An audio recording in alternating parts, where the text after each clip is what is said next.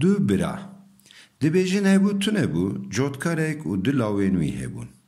هر دو برایان تجاری لهو ندکرن ناوبروان تم شر و تشقله بو لسر تشته هری بچوک جید کتن گوریا هف و لهو دخست ev dijminatiya wan ne tenê li hundir li der jî her berdewam bû dema wan û zarokan li hev dixistin tu carî alîkariya hev nedikirin vê dijminatiya di navbera her du birayan da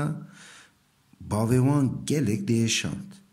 ji bo ku her du li hev nexin ji hev hez bikin û xêra hev bixwazin bavê wan gav û saetê şîret li wan dikir ji wan re digot لاو دمو هم به هفره شر نکن و آلیکاریه هف بکن جوارا باشه و دمه کس نکار به بلا خود و بده لی هر دو برایان جی قد گهنه دانوان شیرتن باوه خواه وان دجمناتیا خواه هر دو دوماند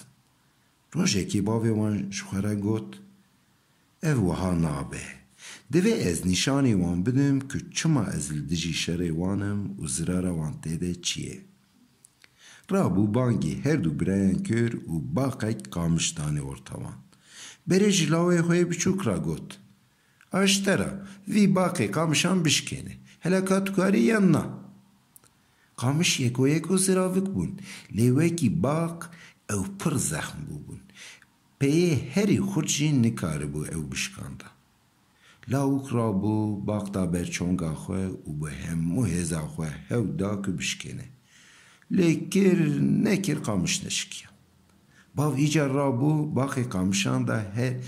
دا بریه مزن و خواست که او خواه بجر بینه او بشکنه لیویجی نکار بو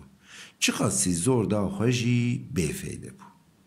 پشتی که هر دیان به دوره چند جاره خواه جرباندن و باش جهز دا کتن باوی وان رابو باقش دسته وان گرد و قامش هف بلاف کرن و دوره جی جوان را گوت ده ایجار خواه بجر بینن شکاندنا قامشین زراوک یکو جبوان نزحمت بو هما دو گوت قرچود شکاندن پشتی که همو قامش شکاندن باوی وان جوان را گوت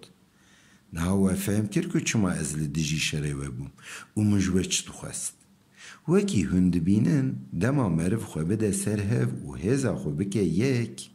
کس نکاره زورا مرف ببه و مرف بشکینه شکستن زورتر دبه لی دما مرف خو نده سر هف و هزا خو نکه یک و وکی وان قامشان جهف بلا و یکو به و دمه یه هری ضعیف و بهیز جی تکاره زورا مرف ببه و مرف بشکینه و دید دما قامش باق بون زورا ولی نهاد لی یک به یک و تاول همو شکاند ایجار هگر هنجی ناخوازن وکی وان قامشان زو بشکن دویجی ایرو پیوا هن نکوین بدنا هف و دجمناتی هف نکن دجمناتی و شره و لزراره و هر دیانه جی